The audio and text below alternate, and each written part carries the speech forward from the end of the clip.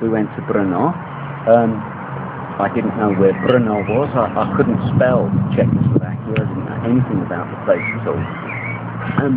But we met the students that we were exchanging with, and they were very pleasant, very nice people, and at least one of them I'm still very much in contact with, and I made other friends while I was there, and still have good relations with all of them.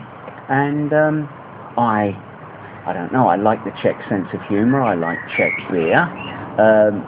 It didn't bother me that the standard of living in Czechoslovakia then, in the days of communism, was that much lower than it was in the West. That didn't matter at all, and so I went back quite frequently, and after I graduated I lived in Czechoslovakia for a year. I worked in Ostrava teaching English, and lived in Prague some of the time as well. And I suppose that's where I really got to learn a little bit of Czech at least, and got interested in the literature as well. Started reading, well, those writers that were very popular in the 60s, like Milan Kundera and Škvorecký and Hrabal and Klima and people like that. So that was really the story of my interest in Czechoslovakia and Czech literature and language. And you also wrote books about them? I wrote a very small and rather silly book on Milan Kundera many years ago, which I prefer people to forget about, because it was very naive, and there's been some very good work done on Kundera since then. And then, when will it be? I suppose about 10 years ago I published an introduction to Czech fiction of the 20th century, which I like to think is a better effort. And I look at writers like Klima and, well, some of the earlier writers like Hašek and Čapek, and then Klima and Hrabal, Škvorecký is in there. Otto Pavel, who I think is a very fine writer, and his way really made his reputation after 1968, after the Soviet invasion. A lot of my Czech friends said that he was the only good writer around then, when all the really famous dissidents, if you like, were banned in Czechoslovakia, and then along came Otto Pavel. And then I've got a chapter on some of the more recent writers like Videk and Hodrova. So yeah, that's it really. Good writer, yeah. So who do you think is the best Czech writer? Who is your personal favourite? It's difficult to say in a word. The first Czech writer I met, really, and maybe the first major writer anywhere that I met, was Milan Kundera. And I met him in Brno in 1969, I think it was the first time, and then met him several times in the 1970s. And I was very, very impressed with his writing. So in many ways I've got a lot of affection and admiration for him as a writer, but it might be partly because he was the first big name, if you like, that I'd met. So yes, certainly he is there. I like Hrabal very much. I think his writing is very, very not just entertaining, but there's a wisdom and a comedy about it which really does appeal to me. Yes, very, very talented prose writer, I think. And you also lecture at Czech universities and other universities around the world on Czech literature. I have given lectures on Czech literature to the Czechs, which always seems a bit cheeky, to be quite honest. What can I tell the Czechs about their own culture, you know? But I was invited by the University of Brno, Masarykova Universita, to give a series of lectures on Czech literature. We called it, I think, Česká literatura britskými očima, or something like that, you know. And I enjoyed doing that, and it was nice talking to the students there about my view of their literature. And also I occasionally give classes at the University of Ostrava as well, where let me see, was it 2 years ago, I was asked to give a couple of lectures on Russian literature there through the Russian department, and that was very enjoyable. They were very, very nice students, and the staff there were very impressive and very hospitable and nice, as you say, you know.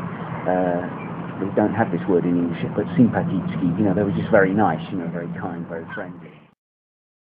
So what would you say, is your Czech better than your Russian, or your Russian's better than your Czech? Well, I think it's fair to say that my Russian is stronger grammatically, certainly, and I've read much more in Russian than I have in Czech. Probably my spoken Russian isn't as good as my spoken Czech because I've spent more time in the Czech Republic, Czechoslovakia, than I have in Russia.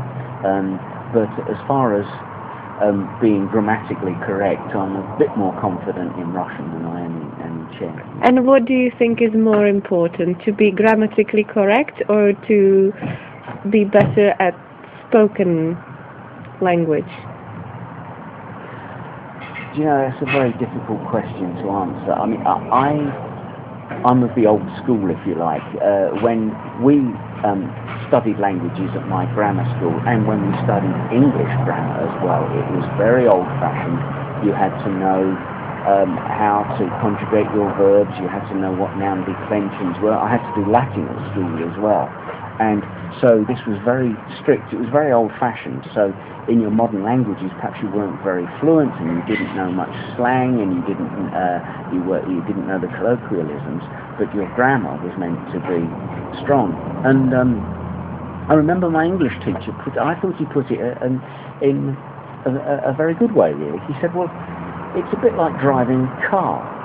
If you drive a car from A to B, and you get there and there are no problems, then that's perfectly all right. It's only if the car breaks down that you need to know about mechanics and about engineering and how the car works.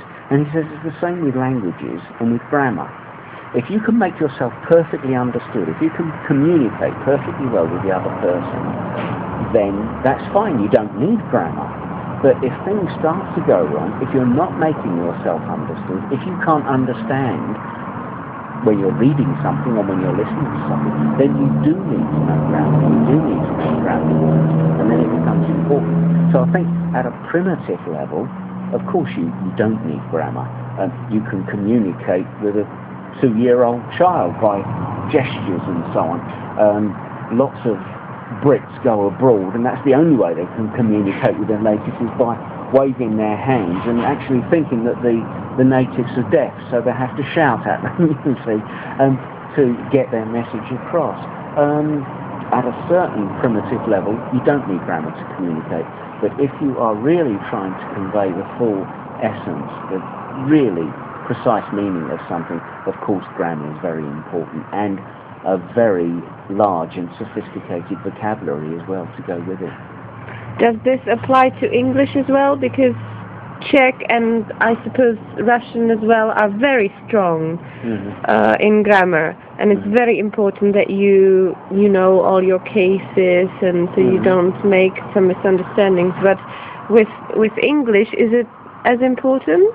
It is important, and I was pleased many years ago when one of my daughters at her primary school came home and showed me some of the English work that she was doing and said, look at this sentence, Dad.